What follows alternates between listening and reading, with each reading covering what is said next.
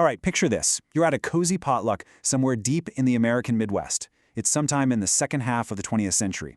The air, it smells like slow-cooked ham and, old books. And the chatter?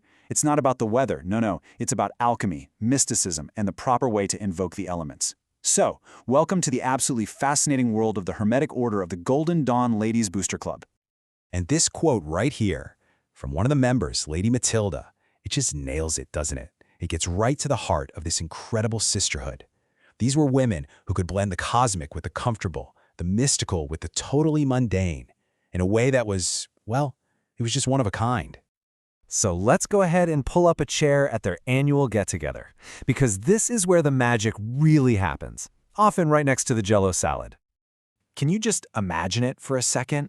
There's a fire crackling away, candles are casting these long, flickering shadows, and everywhere you turn, there's just this feeling of real, genuine friendship. This wasn't just some club, It was a sisterhood built on shared passions, a lot of laughter, and, well, a whole lot of potluck dinners. And the food. Oh, the food tells its own story. On one hand, you've got these comforting, super familiar dishes, a ham from a secret family recipe, a famous meatloaf. But then there's Gladys's quinoa salad with herbs straight from her mystical garden, or a dish inspired by travels in the Middle East. And then there was that casserole, the one that would go down in club history. So who were the women in this amazing group? Look, these weren't just dabblers. They were serious about their craft, but that didn't stop them from having some very serious and, frankly, very funny debates, like the great Coven versus Crochet Club rivalry that was apparently a thing for a while. Among all the memorable members, there's one name that kind of echoes through the club's history. It's usually spoken in this half-hushed, half-laughing whisper. Swallow Dobbins. Or, wait, was it Dobkins?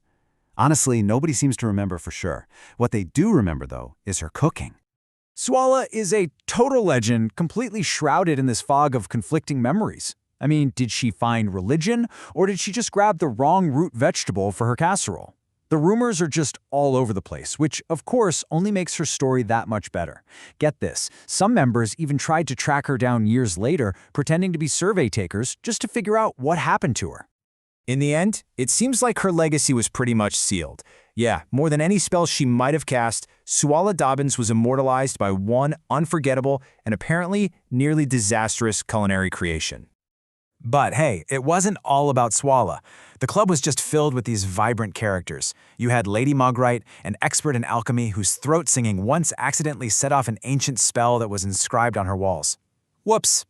Then there was Beatrice, the total pragmatist, who could solve a magical problem by suggesting a simple change in a cow's diet. And of course, you can't forget Gertrude Gilchrist, who was convinced the secrets of the universe could be found in her colony of magical worms. And this brings us to a really core idea of the club, that magic wasn't just for some secret ritual in the middle of the night. For these women, it was a practical art, and it was woven right into the fabric of their homes. It was magic for the kitchen. I mean, look at this. Their spell books basically read like vintage recipe cards. Check out this one for the Enchanted Garden. It's so simple, so practical. This wasn't about summoning demons or anything. It was about giving your houseplants a little extra boost. It's the perfect blend of occult tradition and 1950s homemaking. This all comes back to their central concept of household alchemy. It's this philosophy that you can find something sacred in the totally simple stuff. As one member, Isadora, put it, making the perfect cup of tea is its own kind of great work. And think about it. In an era where a woman's world was often limited to the home, this was a pretty radical act. They were claiming that very space as a source of immense power and spiritual transformation. And you've got to love this. They never took themselves too seriously. This group had a fantastic sense of humor about it all. These quips just show they totally understood that with great power comes the potential for great and often hilarious mistakes. My personal favorite has to be Anastasia's love potion mishap. Poor guy. Poor dog. Okay, so speaking of mishaps, their most famous story is all about what happened when a spell went wonderfully, chaotically wrong. It is a classic tale of unintended consequences. So the story starts, as many good stories do, with cheese. A visiting Mennonite woman brought some goat cheese to a potluck. Totally innocent, right? Well, she set it down on a table, completely unaware that the table was all laid out with magical tools for a ritual, and the cheese, by being placed just so, inadvertently completed the magical circle. And just like that, an incantation that had been all prepped and ready to go was suddenly and completely accidentally activated. The whole room just filled with this powerful, unexpected energy. And the result? You're not going to believe this. The nearby goats started producing milk uncontrollably. I mean, spilling over buckets, flooding the floor. It was pure dairy-fueled chaos, all because of a misplaced piece of cheese. Yeah, the spell was eventually broken, but not before a lot of frantic whispering and some emergency translation into Old High German. And a very valuable lesson was learned. Magic, a lot like cooking, requires careful attention to where you put your ingredients. But, for all the talk about spells and alchemy and goat milk disasters, the true magic of this club wasn't in their spell books. It was in their relationships. It was the enduring power of their sisterhood, which gave them this safe space for exploration and belief. And the club changed, over the decades. Those fiery debates of the 50s gave way to more practical discussions in the 70s. Ouija boards were eventually replaced by spontaneous dance parties. But that core spirit, that deep sense of connection, that never faded. And what's more, they were so incredibly welcoming. The group became this haven for curious souls, including young Mennonite women on their Rumspringa.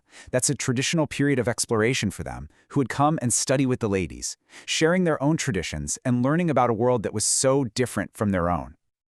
Ultimately, the feeling was one of just pure support and acceptance. In a world that so often pits women against each other, the Booster Club was a space where you could bring your strangest self, your most out-there ideas, and maybe even a questionable casserole, and know you would be welcomed with open arms. So what this incredible story really leaves us with is a question. The ladies of the Golden Dawn Booster Club found alchemy in a simple cup of tea and a spiritual community around a potluck table. It really makes you wonder, what small, transformative moments, what little bits of everyday magic are we all overlooking in our own lives?